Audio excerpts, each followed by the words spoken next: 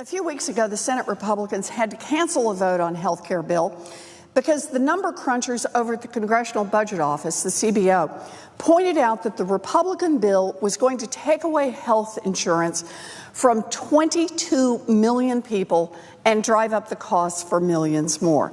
So Senate Republicans started throwing new plans together, one after another, rolling the dice and hoping the CBO would come back with a better number.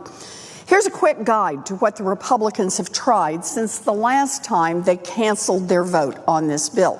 First, a bill that was basically the same as the first version, but included a little bit more money. CBO said it still knocks 22 million people off their health care coverage. Second, a bill that simply repealed the Affordable Care Act with no replacement whatsoever. CBO said that one would knock 32 million people off their health care. And third, a proposal by Senator Cruz that would let insurance companies offer insurance at one price to people with no pre-existing conditions and another price for anybody who ever had anything wrong. Now, we don't even have a CBO score for that one because CBO had trouble figuring out how many people with pre-existing conditions who really needed insurance would never be able to pay for it under that bill. So why have the Republicans had so much trouble coming up with something, with anything that would improve health care in America? The problem is that the Republicans' real motivation behind all these health care bills is not to improve health care. It's to give giant tax cuts to the richest families and corporations in this country. And when the goal is big tax cuts, it's hard to come up with something that actually also improves people's health care. The Republican health bills have gone from bad to worse to embarrassing. What makes this so painful, however, is that the health, even the survival of real people, hangs in the balance. A couple of weeks ago, I met with families who said they prayed that the Senate would not pass this terrible health bill.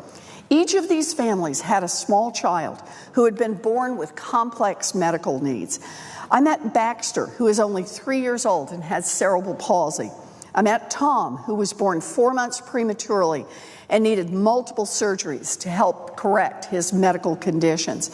And I met Brody, who was born with his organs growing outside his body in a protective sac.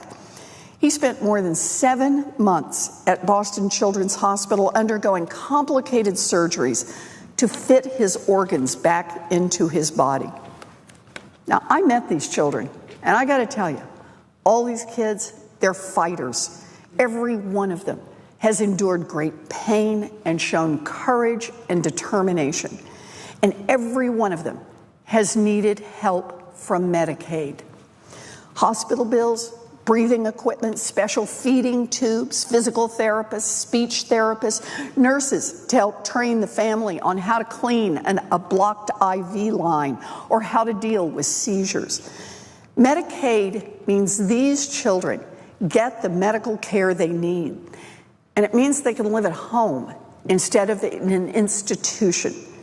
And it means their families don't have to go bankrupt. It is that simple.